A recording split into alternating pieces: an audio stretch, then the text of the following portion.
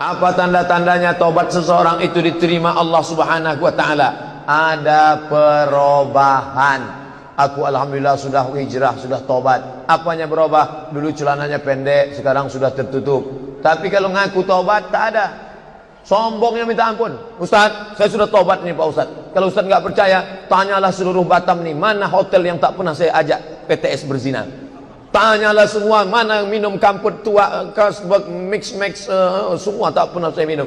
Ini tobat apa mau cerita kesombongan? Orang tobat kok bangga dengan masa lalu dosanya. Kalau cerita dosa melelehkan air mata, bukan aku sombong. Ada perubahan dalam perilaku. Pak Ustadz, itu dulu orang pelitnya minta ampun, bakhil Pak Ustadz. Tapi setelah dia tobat Pak Ustadz, sekarang kalau ada penggalangan dana, oh berapa? 5.000 perak.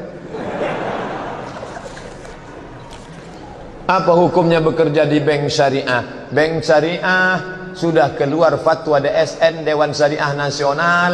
Dia adalah resmi syariah, menuju syariah. Bank syariah ini kalau kita matikan, yang mematikan kita ikut berperan mematikan bank syariah. Sudah 2 bank BPD, Bank Pembangunan Daerah Provinsi, dikonversi menjadi bank syariah. Pertama, BPD Aceh, karena Aceh kuat syariat Islam di sana. Yang kedua, Bank BPD Lombok, karena kebetulan gubernurnya Dr. Azhar Tafsir Al-Quran, hafal Quran, Tuan Guru Bajang. Tuan Guru Bajang berhasil mengkonversi, tentu dengan bantuan umat Islam. Nah, seandainya 33 provinsi ini berhasil mengkonversi, maka insya Allah budget ekonomi syariah kita akan tinggi. Sekarang berapa? Baru 7%, 93% konvensional. Jadi yang tetap bekerja di bank syariah, lanjutkan.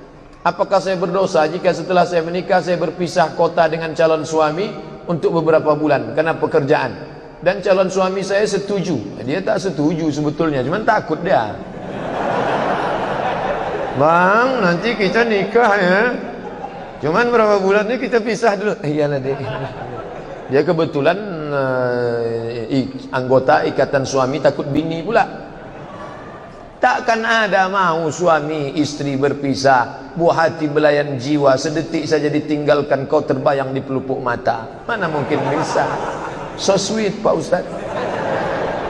Oleh sebab itu, kalau bisa kalian pindah jadi satu kota, bisa, jangan lalu lama-lama. Ingat, munculnya perselingkuhan, komunikasi rusak disebabkan oleh berjauhan ini. Dekat kan? Ada hal yang tak bisa dibayar dengan materi. Yang kau kejarnya apa? Gaji, sumbangan itu segala macam, ada reward segala macam. Ada sesuatu yang tak bisa dibeli dengan materi. Apa itu? Komunikasi yang amat sangat berharga. Oleh sebab itu, jangan sampai.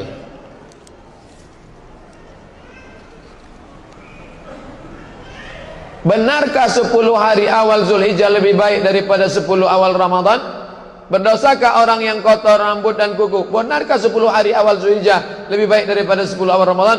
Ma min ayamin, tidak ada hari. Al-amalus salihu fihinna ahabbu ilallah. Beramal soleh pada hari itu lebih dicintai Allah. Min hadhil ayyamil ashri, melebihi 10 hari ini. Ini hadisnya mengatakan tak ada amal yang lebih baik daripada ini. Hadis Nabi, bukan saya yang nyebut. Walal jihadu fisabilillah. Bagaimana dengan jihad fisabilillah? Walal jihadu fisabilillah. Jihad pun tak bisa mengalahkan ini. Dan hari ini 1 Zulhijjah.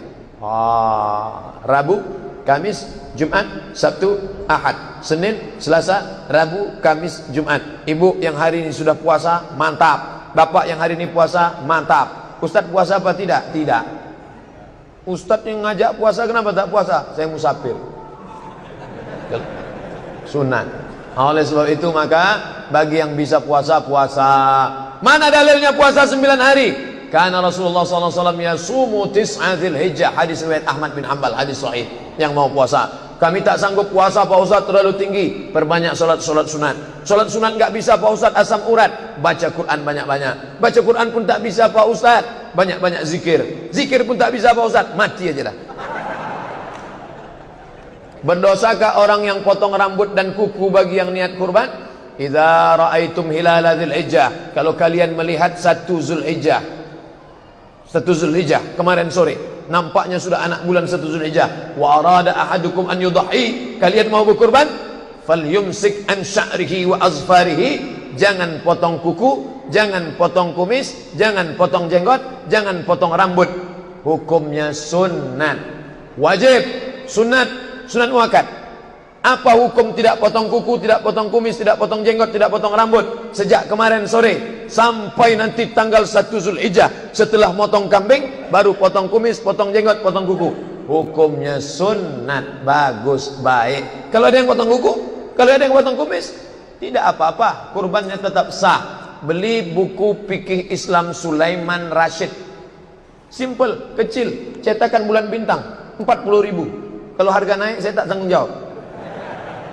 Fikih Islam Sulaiman Rasyid, tamat dari Al-Azhar 1935 Masehi, sudah tamat Al-Azhar. Fikih Islam Sulaiman Rasyid, fikih dasar, biar tahu mana halal, mana haram, mana makruh, mana mubah, mana wajib, mana sunat muakkad.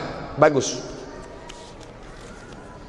Bagaimana secara Islam pembagian harta gonogini untuk suami istri yang bercerai?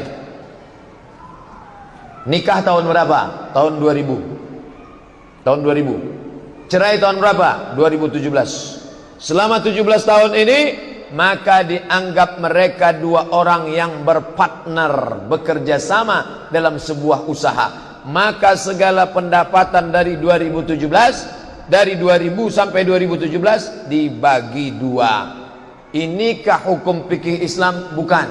Ini KHI, kompilasi hukum Islam Indonesia. Dianggap suami istri berpartner, bekerja sama segala usahanya, karena si istri di rumah mengurus keluarga, suami mencari nafkah, maka segala penghasilannya selama 17 tahun dibagi dua. Namanya gonogini. Apa arti gonogini? Kau begono, aku begini.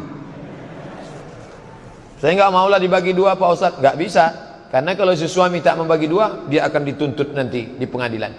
Ormas mana yang harus diikuti jika berbeda penentuan hari raya? Ati Allah, taat kepada Allah, wa atiur Rasul, taat kepada Rasul, wa ulil amri minkum. Siapa ulil amri? Ulama. Siapa ulama di Indonesia? Majelis Ulama. Majelis Ulama ada komisi fatwa. Ambil fatwa komisi fatwa. Ustadz selama ini ikut mana? Saya ikut komisi fatwa. Kenapa Ustadz ikut komisi fatwa? Karena saya anggota komisi fatwa. Saya anggota komisi fatwa Majelis Ulama Indonesia Provinsi Riau. Saya ingin bertanya, batasan aurat wanita muslim apakah sama di hadapan wanita muslim dan wanita non muslim? Tak sama. Kenapa? Karena si non muslim akan menengok aurat si muslimah, dia pulang ke rumah diceritakannya ke suaminya, tadi kulihat ibu anu pak, kulitnya begini, wajahnya begini, maka tutup aurat. Kenapa? Dia kan kami sama-sama perempuan, betul, tapi kita tak yakin dengan amanahnya. Ustadz suuzon, masa dia enggak amanah? Sedangkan amanah kepada Tuhan saja dia berkhianat, apalagi amanah kepada sama manusia. Maka jangan bukakan auratmu kepada non muslim. Kenapa? Karena dikhawatirkan dia akan bercerita kepada kawan, sahabat, suaminya, adiknya dan yang lain. Ustadz tolong dijelaskan masalah shop, karena banyak dari saudara di sini kalau sholat shop masih putus-putus. Apakah sah sembayangnya kalau dikasih tahu dipelototin? Luruskan, apa mana-mana? Imam tidak angkat takbiratul ihram sebelum dia tengok shaf. Sawas sufuf, luruskan shaf. Fa inna taswiyatas sufuf min tamamis salah. Lurusnya shaf bagian dari kesempurnaan salat. Qadamun bi qadamin, kaki rapat dengan kaki. Mangkibun bi mangkibin, bahu rapat dengan bahu. Ini ujung shaf, ini arah kiblat, ini tepi shaf. Semua tumit di ujung shaf. Ini tumit. Semua tumit di ujung shaf, tumit. Jadi yang rata itu tumitnya. Adapun ujung kakinya tergantung ujung kaki masing-masing. Kalau kakinya panjang ya panjang lah. Kalau pendek rapat dengan bahu. Saddul khalal, tutup celah. Kalau dia ditempel, diam aja tempel. Tapi kalau dia ketika ditempel agak miring sedikit, agak geser sedikit, agak rapat aja. Jangan sampai menempel dekat. Dah. Setelah itu imam tengok. Tak perlu pula imam sampai berjalan ke belakang menengok sesuatu. Karena ada satu mahasiswa dari Libya, waktu kuliah dulu, mahasiswa dari Libya ditengoknya ke belakang. Ada satu mahasiswa Afrika, karena lama betul, maju dia ke depan. Allahu Akbar. Itu kudeta tak berdarah itu namanya.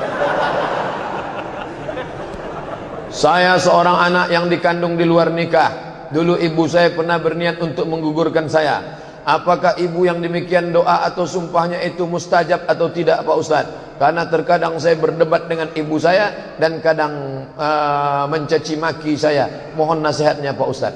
Masalah ibumu berdosa, masalah cakapnya kasar, masalah dia melawan Allah, itu urusan dia dengan Allah Subhanahu wa taala. Tapi bahwa kau pernah menumpang di perutnya 9 bulan 10 hari, bahwa dia melahirkan engkau meregang nyawa, bahwa dia membesarkan engkau, menyusukan engkau 2 tahun, sesuatu yang tak dapat kau pungkiri. Mungkin perbuatannya itu karena dia stres tertekan, mungkin dia menghadapi musibah hidupnya lalu berpengaruh, itu urusan dia kepada Allah. Jangan kau lawan. Jurus menghadapi orang tua, diam, diam, diam. Diam. Diam, diam. Tak lebih tak kurang daripada itu. Kalau tak tahan diam, ambil earphone, dengar. Dan kau lawan. Melawan orang tua, ada dosa yang di dunia dapat, di akhirat dapat. Berzina, di akhirat dapat, dunia tak dapat. Mencuri, jahat, ada orang pencuri, maling, koruptor, di dunia senang, di akhirat baru dapat. Tapi durhaka pada orang tua, dua-dua dapat. Di dunia dapat hukumannya, di akhirat dapat. Masa di dunia sudah dapat, di akhirat lagi dapat 2 kali. Yang di dunia itu apanya? DP-nya. Maka jangan lawan orang tua. Kalau mau menasehati dia, pulang dari pengajian ini, jangan panggil dia, "Ma, sini. Assalamualaikum warahmatullahi."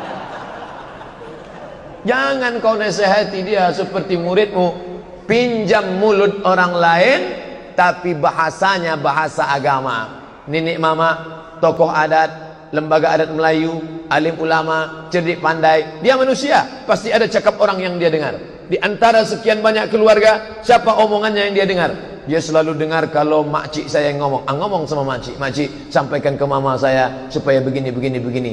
Kita yang punya bahasa, tapi disampaikan mulut orang lain, tujuannya tercapai insyaallah. Jangan lupa, hati ibunda itu antara jari jemari Allah. Qalbul mu'min baina asabi'ir rahman. Mintakan kepada Allah, ya muqallibal qulub, wahai engkau yang membolak-balikkan hati, kokohkan hatinya, lembutkan hatinya ya Allah. Kalau engkau maha kuasa, kalau engkau maha perkasa, tunjukkan kuasamu ya Allah. Ini kita minta kepada Allah Subhanahu wa taala. Pak Ustaz, bagaimana tanggapan Ustaz tentang pembelian barang dengan cara kredit? Uang dengan uang riba, haram. Pinjam duit 1 juta, bayar 1.200.000, haram. Uang dengan barang tidak riba. Zaman Nabi, sahabat membeli budak tidak cash, sahabat membeli gandum tidak cash. Tulisan saya tentang ini lengkap, cari www.google.com, tulis di search Somad Morocco spasi kredit, SOMADMOROCCO spasi kredit, enter, dapat, download, share, kasih ke kawan-kawan. Sudah saya download kok nggak dapat Pak Ustaz, paket tak ada. Bagaimana sikap kita terhadap mertua yang memusuhi menantunya?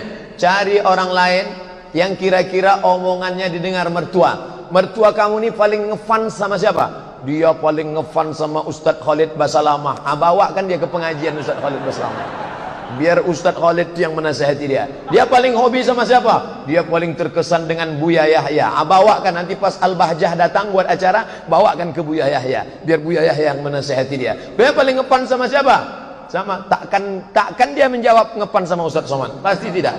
Karena yang ngepan sama saya itu mertua yang baik-baik aja. Bercandanya. Zaman sekarang kita merasa pemerintah penguasa menzolimi ulama dan ormas-ormas Islam. Bagaimana kita menyikapinya Pak Ustadz? Ati'ullah, taat kepada Allah. Wa ati'ur Rasul, taat kepada Rasul. Wa ulil amri minkum, taat kepada pemimpin. Pemimpin yang mana? Ayat sebelumnya baca. Makanya ayat Quran jangan dipotong. Ini bahayanya kalau tukang sunat nafsir ayat Quran, dikhitannya semua.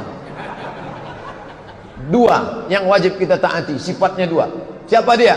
Innallaha ya'murukum an tu'addul amanat. Amanah. Wa idza hakamtum bainan nasi an tahkumu bil adl. Adil. Dia amanah, dia adil, ikut. Dia tak amanah, dia tak adil, maka kau punya hak untuk kritik. Man ra'a minkum munkaran, siapa di antara kalian melihat kemungkaran, falyughayyirhu biyadihi, dengan tangan. Fa illam yastati, kalau tak sanggup, fa bilisani, dengan lidah. Fa illam yastati, fa biqalbi, dengan hati. Tapi jangan lupa, fitnah-fitnah di sana sini banyak juga. Ustadz Somad, perusahaan kami tidak lagi mengizinkan Ustadz ceramah di kantor kami karena Ustadz anti kebinekaan. Siapa yang melarang saya? BIN, Badan Intelijen Negara. Kita tak boleh langsung percaya. Seandainya saya mau timbulkan fitnah, langsung saya share, BIN melarang saya. Enggak, saya tanya langsung. Assalamualaikum, Waalaikumsalam. Badan Intelijen Negara, betul. Apa betul kalian melarang saya ceramah di perusahaan anu? Tidak, Ustadz Somad, kami tidak punya seperti itu. Berarti ada orang lain yang mau memfitnah-fitnah, mau membentur-benturkan kita. Tanya langsung. Assalamualaikum, Waalaikumsalam. Bapak Kapolda Polisi Provinsi, iya. Apa betul saya sudah dilaporkan orang? Belum ada laporan sampai sekarang Pak Ustadz. Tak ada. 3 hari yang lalu staf Kapolda nelpon saya. Assalamualaikum, Waalaikumsalam. Saya staf Kapolda. Iya Pak. Dalam hati saya, ini mau menangkap nampaknya ini. Ada apa Pak? Bisa Ustadz ceramah Pak Ustadz? Jadi tak ada. Fitnah-fitnah luar biasa.